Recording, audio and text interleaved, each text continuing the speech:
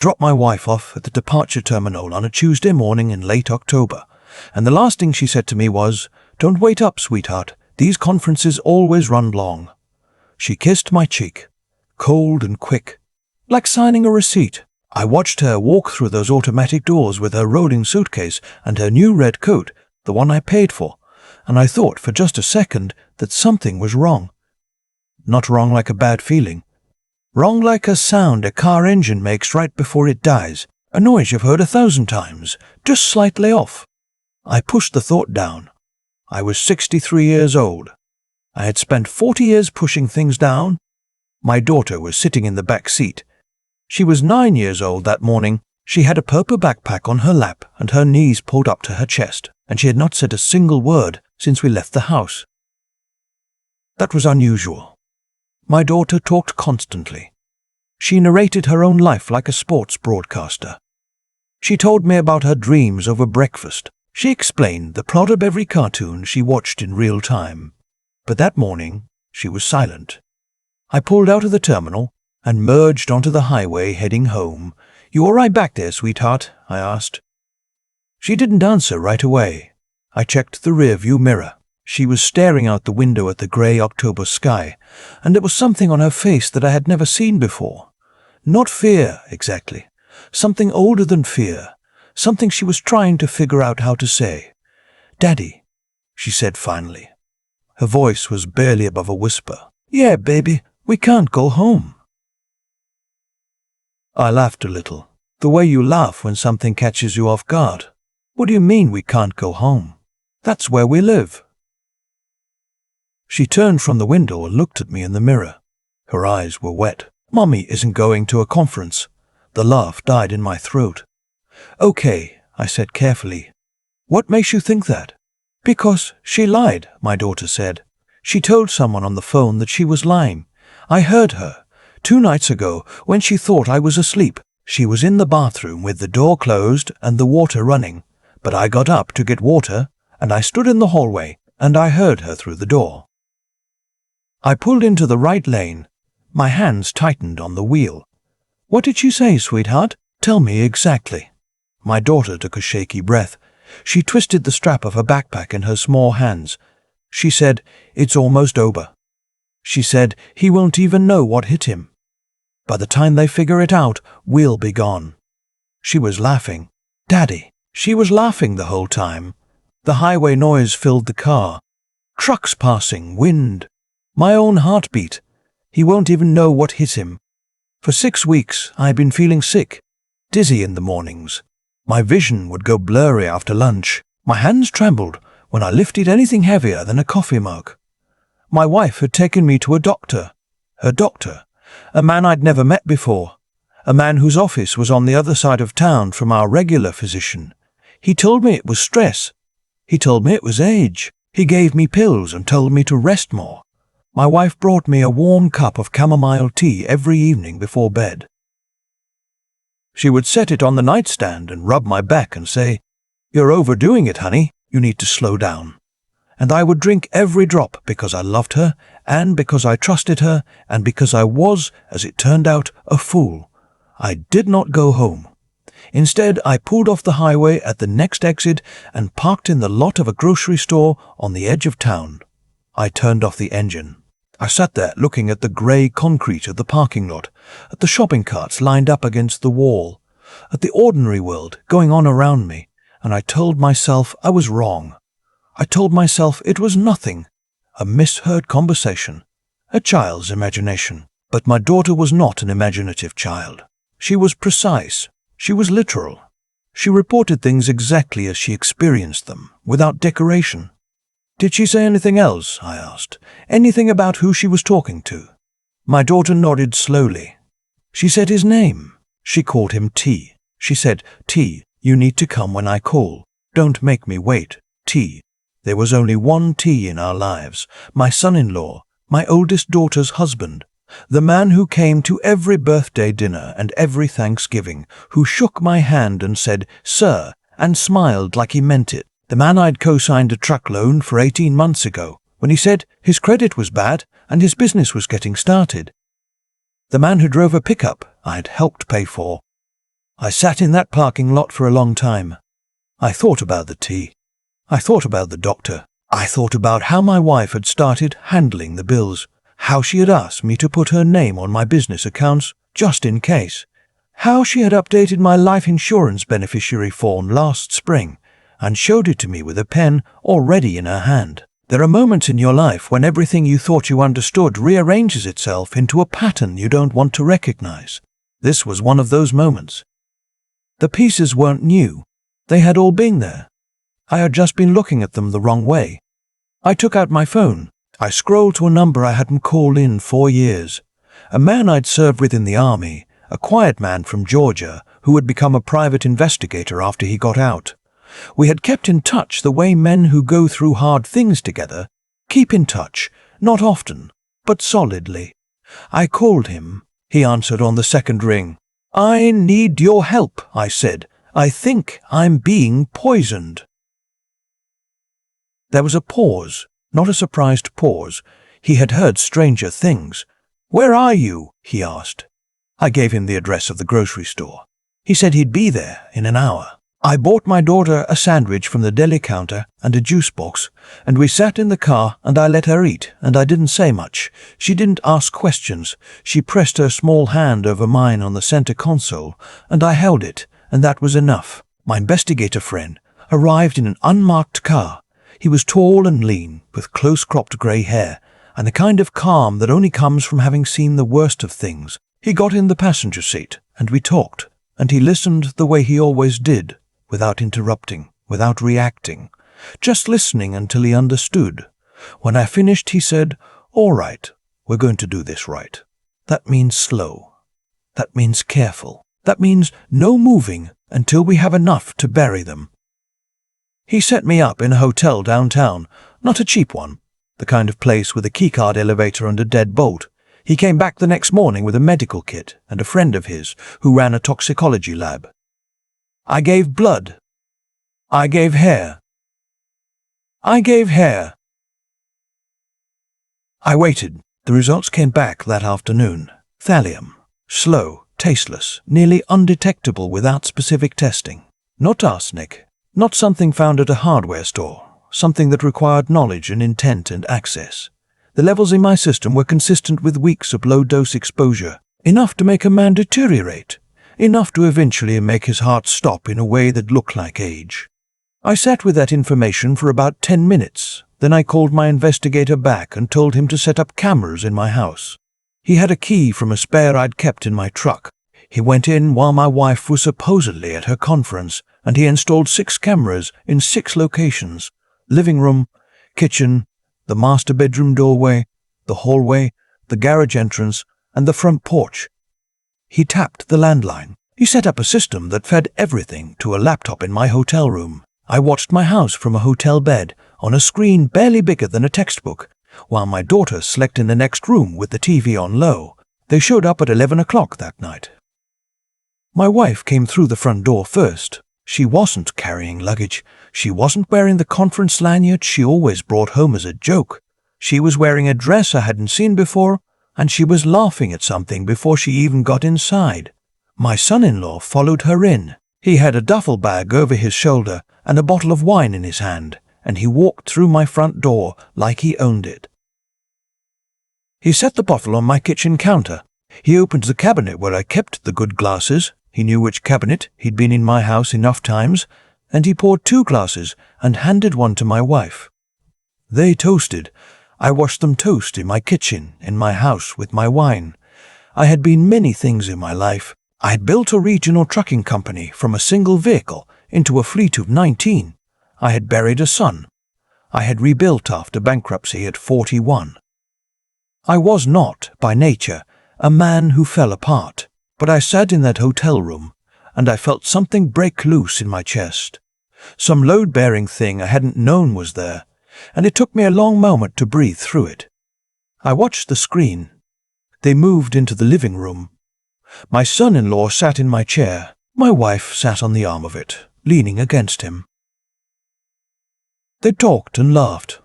At one point she went to the kitchen and came back with something I couldn't see clearly, and she set it on the coffee table. He looked at it. He picked it up. It was a document. I recognized the shape of it, the color of the folder. My life insurance policy. She was showing him my life insurance policy at 11 o'clock at night in my living room while I was supposed to be dying slowly from thallium poisoning. My investigator texted me from downstairs. "You seeing this?" I texted back every second of it. The next morning I called my oldest daughter. She was 34 years old, and she had married this man 6 years ago, and I had stood at the altar and shaken his hand and meant it. I needed to know if she was part of this. I needed to know before I did anything else. I told her I wasn't feeling well. I told her the doctors were saying it might be serious. I said I was worried about my affairs and I needed to talk to her in person, just the two of us, somewhere quiet. She came to the hotel within the hour. When she walked in and saw me, pale, shaking slightly, hooks up to nothing but looking like a man who had been fighting something for weeks, she put her hands over her mouth and her eyes filled up immediately. That was the test, and she passed it. You cannot fake that kind of grief, not in the first second. We sat together and I watched her face as I talked.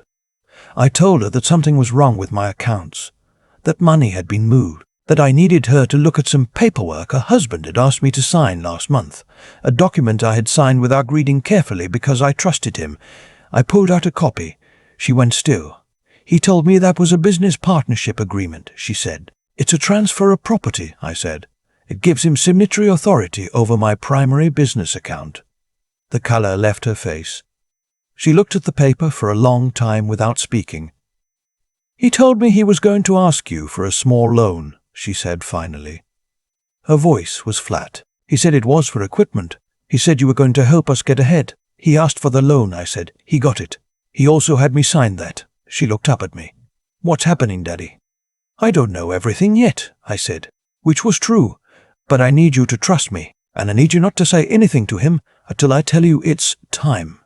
She nodded. Her hands were gripping the edge of the hotel bed so hard, her knuckles had gone white. Where is your sister? She asked. She's in the next room. She's okay. My oldest daughter let out a shaky breath. He came home last night, she said quietly. He said he'd been helping with a client's move. He smelled like wine. I didn't say anything because... She stopped. Because I never say anything. I reached over and put my hand over hers. You're going to be all right, I said. Both of you. She believed me. I made sure I deserved that. Over the next week, my investigator built the case. Audio recordings of conversations in my house, my wife and my son-in-law discussing the insurance payout, the business transfer, the timeline. My wife said, on camera, in my kitchen, that she'd given me enough to finish the job by the weekend. My son-in-law said that if it didn't work, they'd find another way. He said it casually, the way you'd discuss switching contractors. My investigator also dug into my son-in-law's history. What he found was layered and ugly. A previous marriage in another state that had ended under unclear circumstances. The wife had survived a car accident that the local police had marked suspicious but never pursued. Outstanding debts to people who didn't send collection notices. They sent people who didn't send collection notices. They sent people. A pattern of attaching himself to older men with assets and working his way into their financial lives. He had done this before. He had just never chosen someone like me before.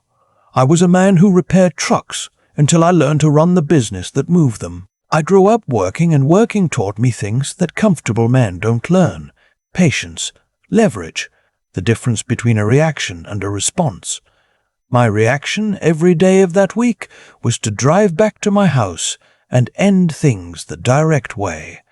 My response was to wait.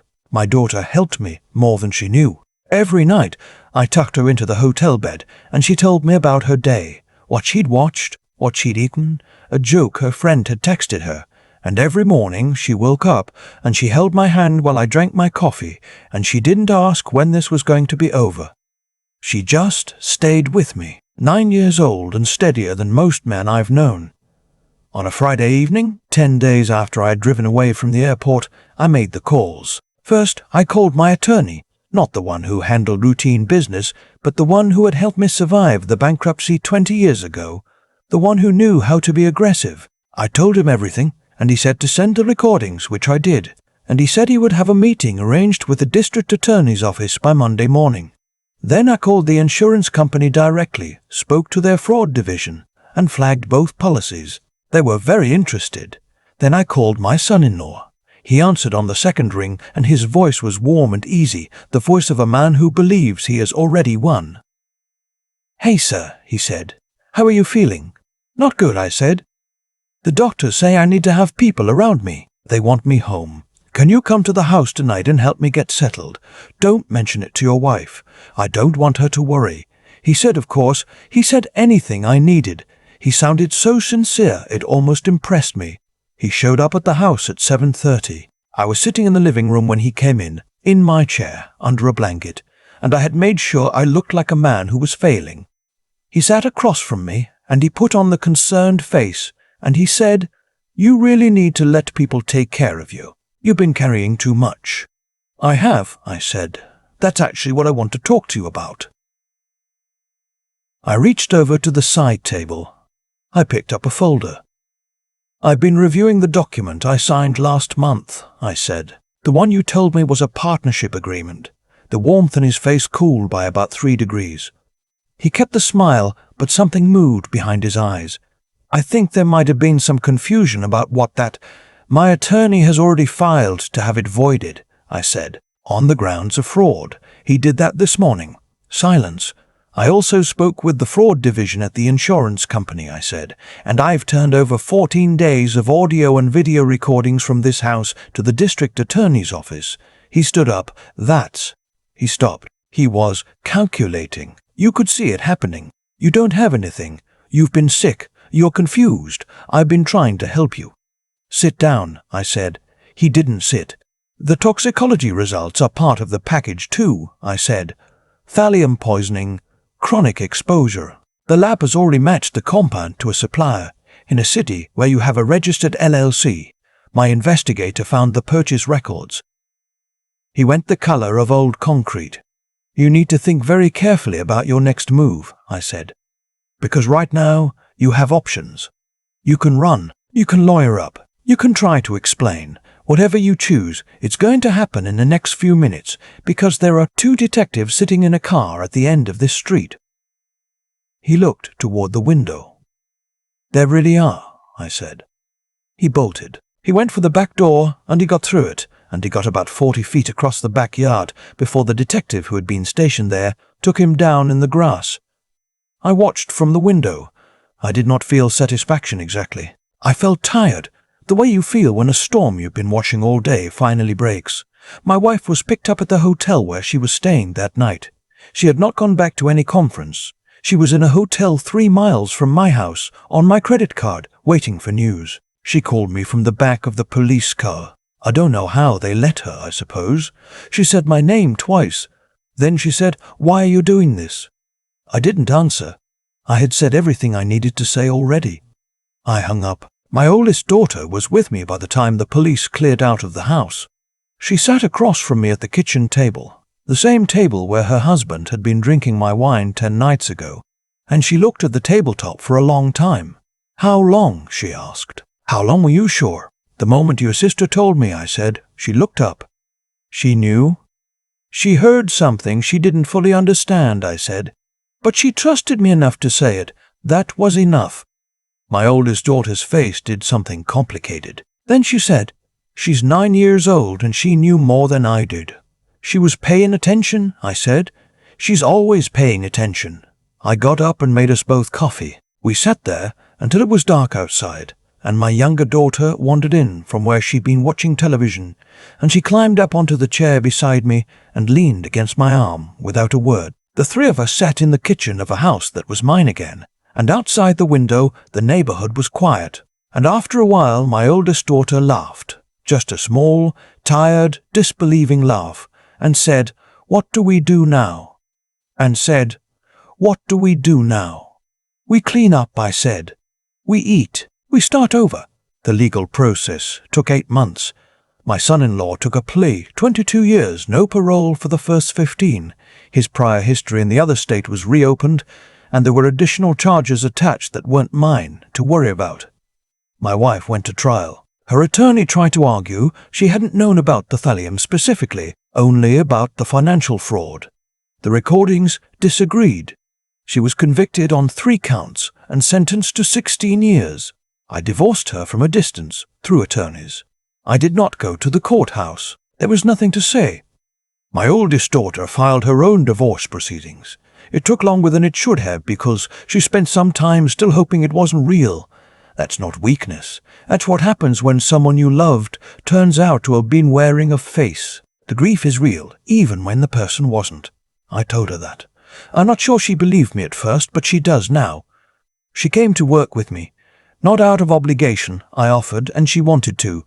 She's running dispatch for 3 of my routes now, and she is remarkably good at it, better than I was at her age. She has a directness that I recognize.